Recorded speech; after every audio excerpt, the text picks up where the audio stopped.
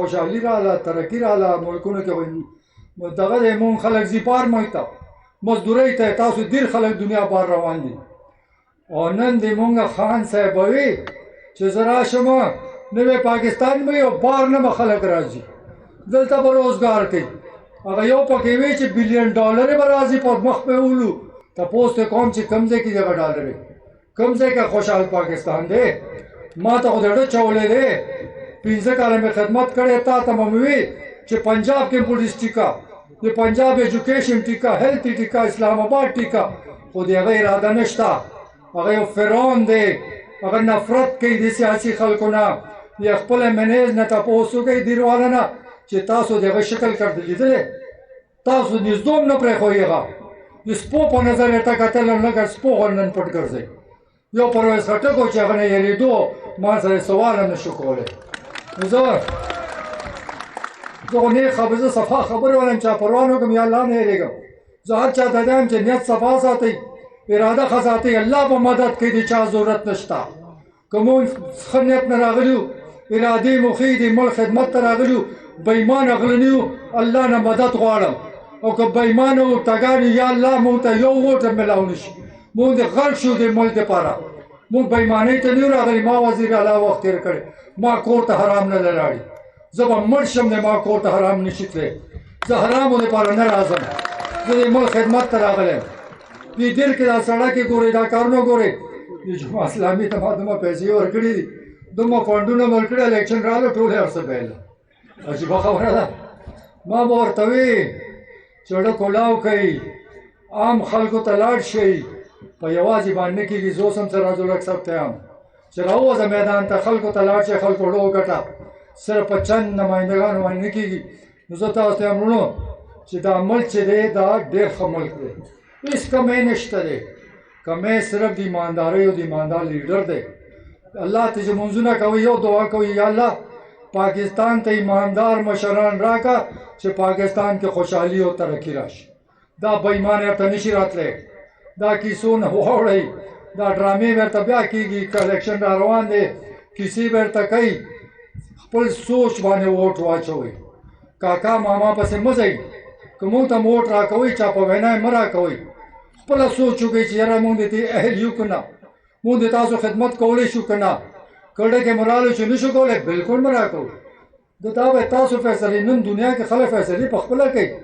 یو ورور یو طرف ته رواني بل ورور بل طرف ته رواني او ایماندارۍ سره خپل لیډران جوړوي دلته که موږ ړانده کاڼي یو سوچ هم نه کوو ځان ته یو سړی مخکې کړو بیا وروستو جاړو خوله مو چینګه نیولي چې دا مو څوک راوستو نو مخکې فیصله کوئ که نه دې خلکو خو غر کړي بیا به راولو زه پیپل پارټۍ سره پاتې یم زه شیرپا سره لږ ټایم پاتې یم زه تحریک انصاف کې پاتې شوی ما خو نه لیدل چې دا دې ملک یې ترقي کوي نن چا سره هم پروګرام نشته چې نن به دا قرضې څنګه خلاصو چا سره هم پروګرام نشته دې ملک په کارخانې څنګه لګي چا سره هم پروګرام نشته دې خلکو ته به انصاف څنګه ملاوي په عدالت کې انصاف نشته په دفترو کې انصاف نشته دا به راته څوک ټیکوي دا دنیا خو داسې نه ده تاسو خو ډېر بار ملکونه داسې دي هلته انسان ته انسان په قدر ګوري هلته کې ځناور ته چې کوم په نظر خلک ګوري دلته انسان ته هغه په نظر څوک نه ګوري نو دا فرق دی دا فرق چا جوړ کړی همدې خلکو که تاسو دا محسوس نه کا او دا فیصله مو ونه کړه چې دې نظر خلاصون دی سبا به دا بچي رالوی دی مونږ په سر به وړي چې تا دې مو مشرانو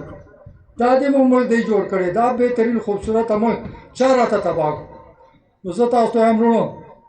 چې دا ډېر یو خوبصورته علاقه ده دې کې ترقي پکار ده چونکې کارخانې دلته نشي لګېدلی یو دلته یو کارخانه وه د لرګو هغه هم ختمه شوه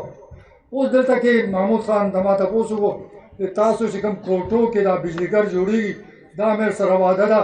دا د صوبې پروګرام دی همدغلته به انډسټري سټیټ جوړو او ارزانه به بجلي به ورکوو چې تاسو ته کارخانې راشي دا مې سره وعده ده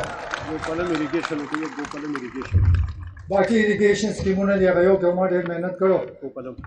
نه ګوپالن نه بل مړ یو بل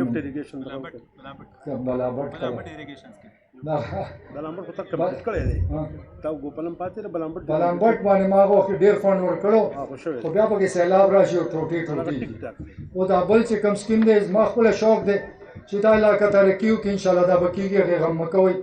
زه ځکه نن دا خبرونه کوم چې دا به کوم ما زه خپل نوښار کې تقریر کوم زه خلکو ته یم چې واده نه کوم چې کله په سترګو یې ووینئ بیا ومنئ چې او پر یو سټک کار وکړو راته دروغ اعلانونه څه نه جوړېږي زه دروغجن او ټګ نه یم چې ما شوق دی چې دا صوبه ترقي وکړي که ما دې صوبه کې فنډونه ورکړي چې محمود خان ورکړي دې دپاره هم نه ورکړي چې په چا باندې احسان دی دا په مونږ فرض دی دا مونږه ذمهداري ده زه دې خلکو ته هم چا باندې احسان مه اړوئ دا مونږ ذمهداري ده مونږ خپله ذمهداري به پوره کوو او تاسو به یې وینئ انشاءالله هغې نه به تاسو ومنئ چې دا رښتیا خبرې کولې اوس اردو رانه یېره شوي ده څو مالا اردو کې ټرانسلیټ کړي نو یو منٹ دا وقت ماخام دے میں 2-3 باتیں اردو میں کرنا چاہتا ہوں سب سے پہلے میں دیر کے بہادر عوام اور محبت سے بھرے عوام کا شکریہ ادا کرتا ہوں کہ آج انہوں نے بھرپور تعداد میں ہمارے ساتھ اس جلسے کو کامیاب کیا اور میں صرف اتنا اس ملک کے لوگوں کو کہنا چاہتا ہوں میرا سوال ہے کہ 75 سال پاکستان کو بنے ہوئے 75 سال بہت بڑا ٹائم ہے 75 سال میں ہم پیچھے کیوں چلے گئے ساری دنیا ترقی پہ چلے گئی ہم قرضدار ہو گئے ہم بے روزگار ہو گئے ہمیں انصاف نہیں ملا ہمیں کارخانے نہیں ملے ہم مہنگائی میں ڈوب گئے تو قصور کس کا ہے میں پاکستانیوں کو کہنا چاہتا ہوں کہ آپ سوچیں یہ جو لوگ 75 سال سے حکمران رہے ہیں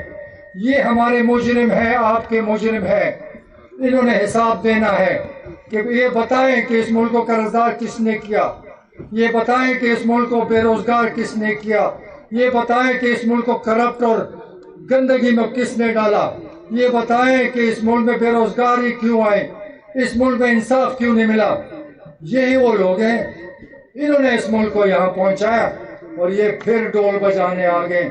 کہ ہم اس ملک کو ترقی دیں گے تو کچھ بتائیں تو صحیح کہ 75 سال میں اس ملک میں آپ نے کیا ترقی کی ہمیں بے روزگار بنا دیا ہمیں بے عزت کر دیا دنیا میں ہمیں قرضدار بنا دیا یہی تمہاری کارکردگی ہے اس سے آگے تمہارے پاس کچھ بھی نہیں ہے اللہ ہماری مدد کرے کہ آپ لوگوں سے جان چھوٹے گی نئے لوگ آئیں گے تو پاکستان ترقی کرے گا میری دعا ہے کہ یا اللہ ہمیں ایماندار لیڈر دے جیسے دنیا میں ایماندار لیڈر اور ملک سے محبت کرنے والے آئے ہیں وہ ملک ترقی کر گیا جو اس ملک کو لوٹنے آتا ہے جو اس ملک کی تباہی کرنے آتا ہے وہ کبھی ملک کو ترقی نہیں دے سکتا نہ خوشحالی جو ہم دیکھ رہے ہیں اور نظر آ رہا ہے آخر میں آپ سب کا شکریہ اللہ آپ سب کو عزت دے اور اللہ آپ کو سوچ دے کہ ملک کے لیے سوچیں اور ملک کی ترقی کی خاطر اپنا جدوجہد جاری رکھیں شکریہ